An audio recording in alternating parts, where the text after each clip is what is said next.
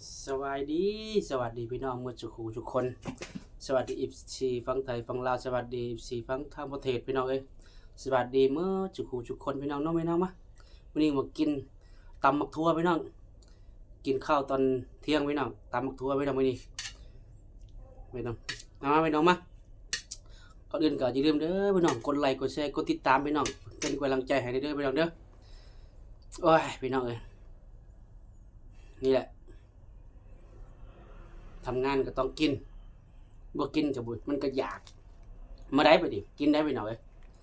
สวัสดีเมื่อจุกูทุกคนเด้อลุงป่าอาสวัสดีเด้อพ่อแม่พี่น้องผู้ใดยังบ่กินข้าวก็แวะมาเด้อพี่น้องเด้อแวะหาได้พี่น้องแวะหาได้ไหมนะถ้าผู้ใดขับรถขับรางก็กินข้าวกินน้ำก่อนนะพี่น้องนะจะได้มีแห้งมีเหือมีแห้งพี่น้องจะได้บ่ต้องอันนั้นกินให้มันอิ่มพี่น้องถ้าบ่อิ่มก็ไปใส่บ่ได้เด้พี่น้องเอ้ยต้องอิ่มเฮ็ดหยังก็บ่ได้ถ้าบ่อิ่มพี่น้องเอ้ยเฮาต้องกินให้มันอิ่มต้องกินให้มันอิ่มให้มันเติมมันนั่นเฮาเติมแรงเติมมันนั่นเฮาพี่น้องเนาะว่าผิดพลาดได้ขอโทษขออภัยพี่น้องมาพี่น้องมากินข้าวนำกันมากินได้บัดนี้อยากได้บัดนี้อยากได้มีข้าวเหนียวพี่น้องข้าวเหนียวเนี่ยก็มาจากบ้านพี่น้องนาบ่าวเรามามื้อนั้นเขาเนี่ยก็แซ่บไปน้องเลยมาเด้บ่ดิกินได้บาทนี่ได้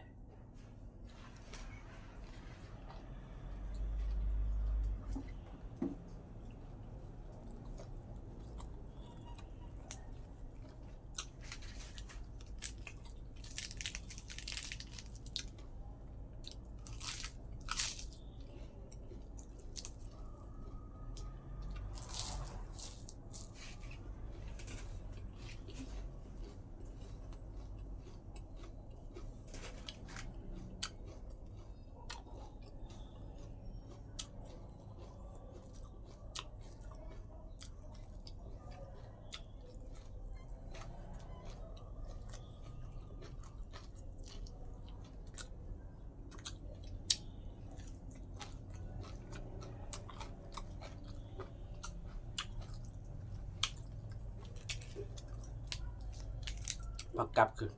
ผักสลัดแซ่บ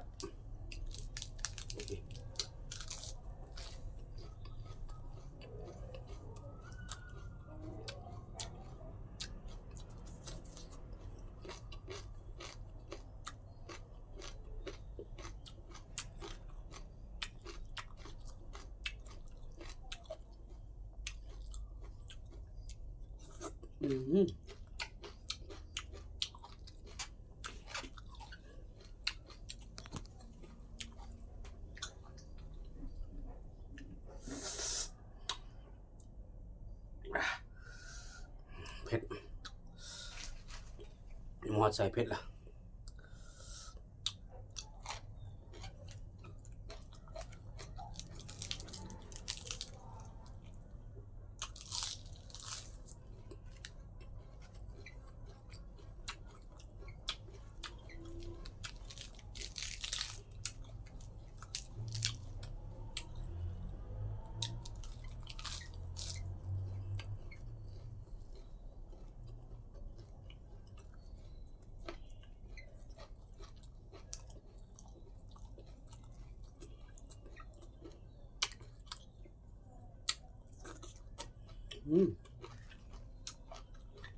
นี่ผักขะทำไรไม่หน่อยผักขะ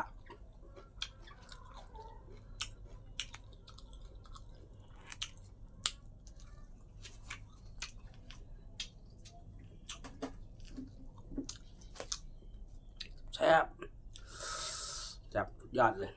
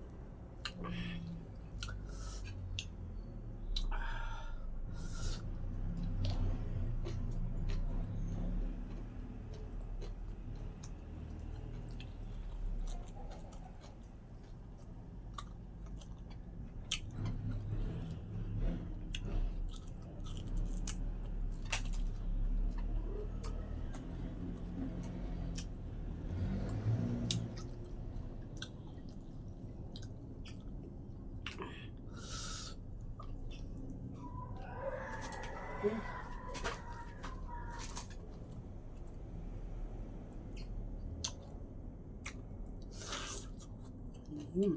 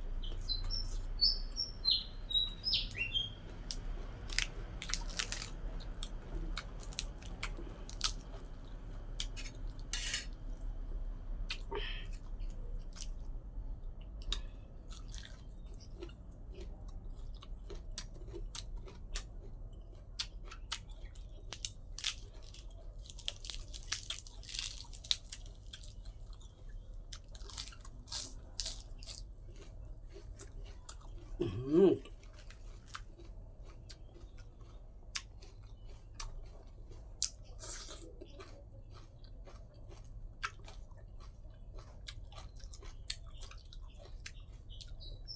ป่ะสุดยอด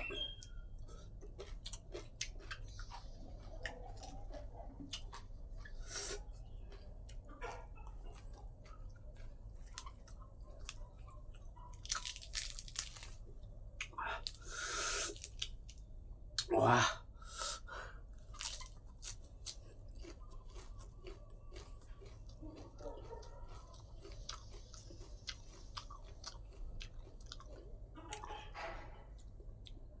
เราสดมันมักเปรี้ยวมันมักเปรี้ยวได้พี่น้อง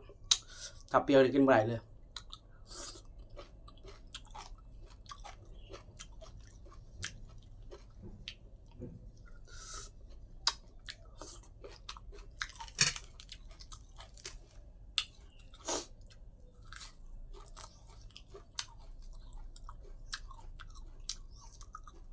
เอาคลิปนี้ก็ขอลาไปก่อนเด้อพี่น้องขอจบเพียงแค่นี้เลยพี่น้องอย่าลืมกดไลค์กดแชร์ด้วยพี่น้องเด้อกดติดตามพี่น้องเพื่อเป็นกำลังใจให้เบาเสิร์ชพี่น้องเนาะโอเคครับสวัสดีครับบ๊ายบายสวัสดีครับโอ้